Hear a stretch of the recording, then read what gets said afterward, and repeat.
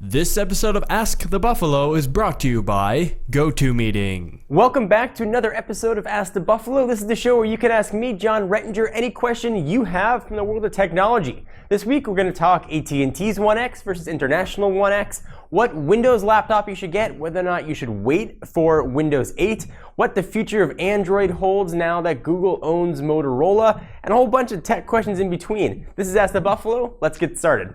Time for a theme song. This is Ask the Buffalo. It's time to Ask the Buffalo. I am a buffalo. I don't eat buffalo chicken. I know it doesn't have buffalo in it, but it just seems wrong. Alright, so our first question comes from user ILoveTech975. He asks, John, I've been looking into this a lot and was wondering, is the HTC One X on AT&T any better than the One X internationally? The answer is no, it's not better, just different. AT&T's One X is using Qualcomm Snapdragon S4 processor. It's dual core, but it has support for AT&T's LTE network. The international version has support for HSPA Plus networks, but is rocking NVIDIA's Tegra 3, so you're going to get quad core performance. We actually put those two processors head to head and found them to be kind of close. The Tegra 3 certainly was a better performer. If you're a heavy gamer and you want better graphics, Tegra 3 is probably going to be a better way to go, and if you can live without LTE, you are going to get a little bit of improved performance. But don't let Qualcomm's S4 lack of cores fool you. It's an extremely capable device. So ask yourself those questions. What's important to me? Is faster data speed important to me? Do I live in an LTE area? Am I a gamer and I want a device that's going to be able to handle the latest and greatest games?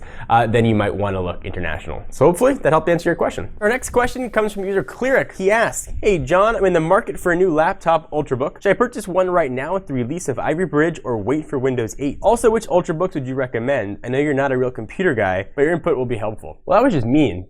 You hurt my feelings. I'm a computer guy. I use them. I like them. And that was uncalled for. Mean. You're mean. Wait for Windows 8 and wait for Ivy Bridge. You're going to have much better battery consumption and power. Alright, so our next question is on the Mac versus PC debate. User Jake Michael Reinert asks, hey John, all the geeks I know say that Windows is better than Mac OS X. You can already hear it in the comments. But you and many other tech reviewers use Macs instead of Windows machines. What made you choose the Mac platform? Good question. We use Macs. We have Macs in our office for a few reasons. First, I started using Mac because of video editing. It was much easier to learn video editing with something like iMovie. I had no experience doing any video editing. I didn't know how to learn something like Sony Vegas, for example. So it was certainly much easier to learn. And I just stayed with Mac OS X. I liked how elegant it was. I liked how well it worked. Windows, though, has changed a lot since I made the switch from Mac OS X. Windows Vista was the operating system that was out. Now we're Windows 7 and Windows 8 coming, which has really improved quite a bit. Brandon, why did you switch to Mac? You gave one to me. All right, so Brandon switched to Mac because I gave one to him to use in the office. Take a minute to thank our friends and sponsors at GoToMeeting. You know them, we use them, you should use them too. We develop trust in the people we know, but we don't really know someone we can't see. That can be a tough hurdle for business, especially with employers and clients all around the world. That's why I recommend GoToMeeting with HD Faces, because faces are no good if they're not in HD. It offers a simple online meeting service with group HD video and helps you get better connected to the people you depend on for success. With GoToMeeting by Citrix, it takes just a webcam and a click to instantly collaborate with your team or clients in real time from anywhere in the world. Made on the go from an iPad. GoToMeeting helps build trust, confidence, and makes meetings much more effective. It honestly really does. If you work with anyone in different parts of the country, different parts of the world, GoToMeeting is just a great thing to have, a great thing to use. We actually use it sometimes for even online gaming. There are all kinds of uses that you can use it for. Start hosting your own face-to-face online meetings today with GoToMeeting. Techno Buffalo viewers can try it free for 30 days. Don't wait. For the special offer, go to gotomeeting.com, click try it free, enter the promo code TECHNO, and you are good to go. You can try GoToMeeting for 30 days, and you can see how much it can change your business life and your personal life.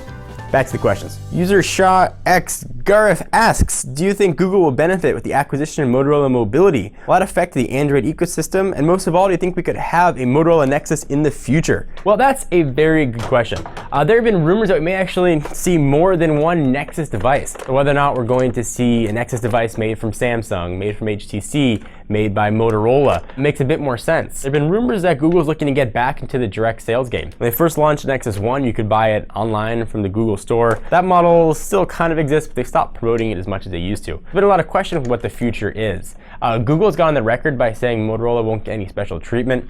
They're more interested in Motorola's patents, I think, than Motorola as a manufacturer provider. But that still is yet to be seen. It's a lot of good talk. We've yet to see some action from Google. I think everyone's going to have access to the source code, especially for new devices. One of the reasons that upgrades are so late coming is oftentimes manufacturers, OEMs, whoever it might be, don't get access to the source code for the new operating system until it gets released. So Ice Cream Sandwich, a lot of folks didn't get it until Google said, hey, Ice Cream Sandwich is released onto the world. You can get it first on the Galaxy Nexus. And that was the first time anybody had the chance to see it. I tend to fall into the camp of we're going to see many Nexus line of devices. I think we're going to see it made from a lot of manufacturers across every carrier to try and get that full Android experience. And Google wants to get the Android experience in as many hands as possible. So what do you guys think? Think you're going to see them, not see them? I'd love to hear your thoughts. I'm John Rettinger. Thank you for watching another, let's say, eccentric episode of Ask the Buffalo. I'll see you guys next week. Bye-bye.